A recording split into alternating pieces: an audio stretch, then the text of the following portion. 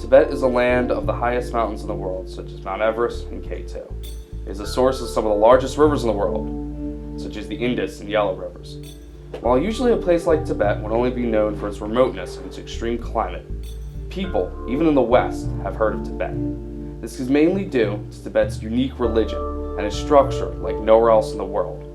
While Tibet is a Buddhist country, it has a highly organized religious hierarchy, and at the top of this hierarchy is the position of Dalai Lama. Tibetan Buddhist tradition states that the Dalai Lama is reincarnated from the last Dalai Lama, and the Buddhist clergy have to go through a complex ceremony to figure out who is the new Dalai Lama. The center of the political and religious structure of Tibet was the three great Gelug monasteries around Lhasa, the Gaden, Drepung, and Sierra monasteries. The Dalai Lama would move his residence to the Potala Palace in 1645. This new palace would rise above Lhasa and would stand as one of the most striking buildings in the world. For 300 years, the Potala Palace would serve as the home of the Dalai Lamas, and because of that, it would be the center of politics, religion, and the Gelug order in Tibet.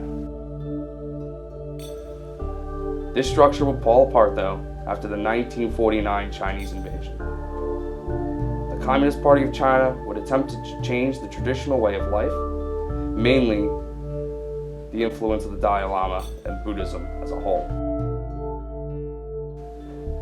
These efforts would see pushback in the form of the 1959 Tibetan Uprising.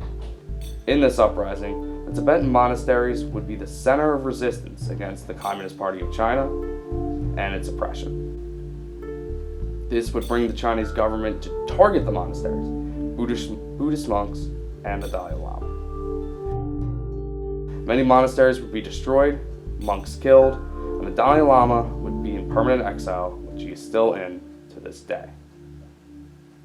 While the Communist Party still oppresses Buddhism in Tibet, some monasteries have been rebuilt, and some monks are returning. Buddhist monasteries of Tibet, inspiration for the faithful, targets for its enemies. The story of Tibetan Buddhism doesn't start in the mountains of Tibet, but rather the plains of Mongolia. The Mongolian Yuan dynasty ruled over all of China and gained the submission of Tibet. Mongolian rulers, also being followed of Vajrayana Buddhism school, would give patronage to the Tibetan monks and would assist them in conflicts with their neighbors. This relationship between the Gelug monks and the Mongolian Khans would lead to the fifth Dalai Lama unifying all of Tibet with help of the Mongolian leader Gushi Khan.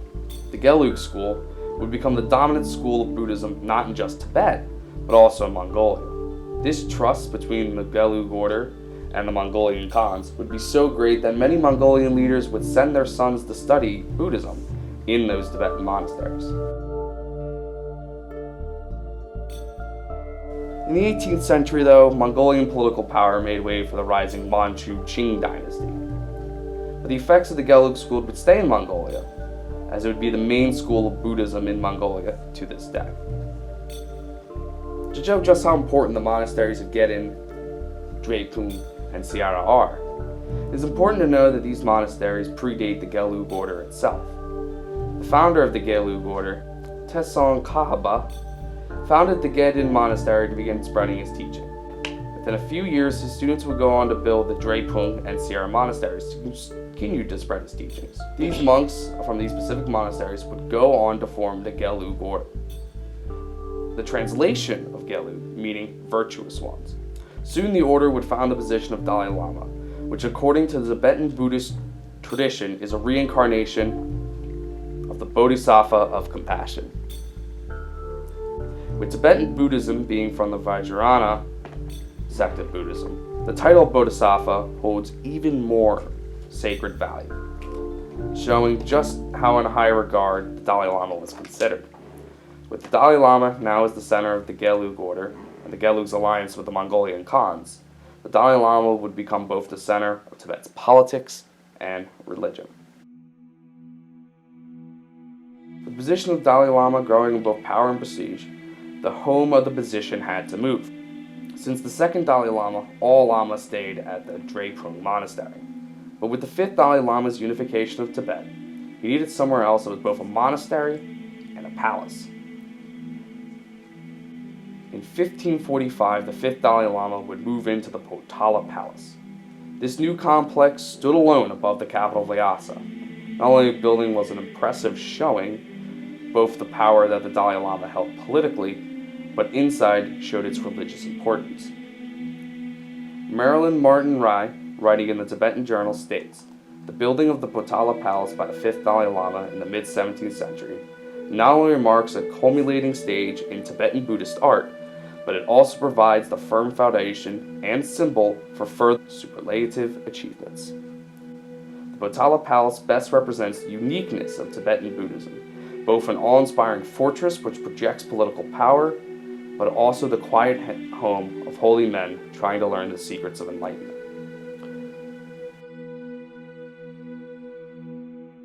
For the next 200 years, Tibet would stay in mostly isolation. World War I and II would both miss Tibet, and the armed struggle in China, while having some spillovers, would for the most part leave Tibet alone.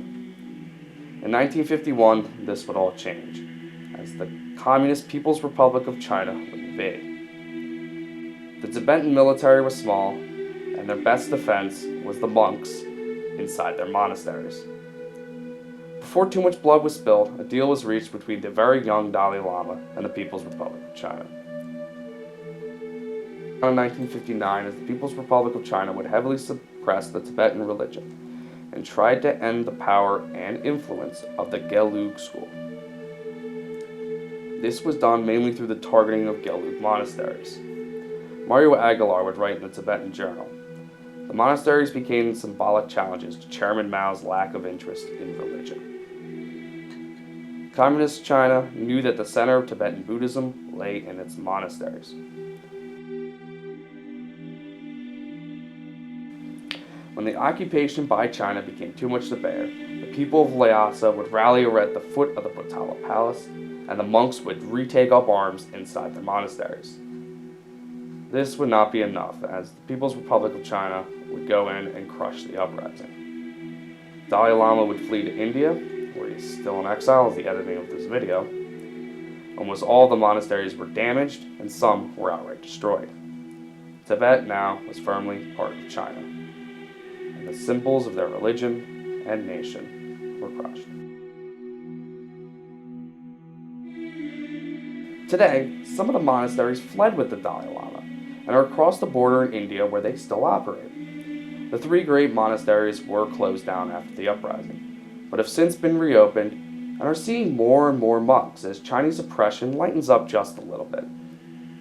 Still, even today, these buildings fly in the face of Chinese rule, as it seems the People's Republic of China's goal of completely wiping out Tibetan Buddhism has for the most part failed.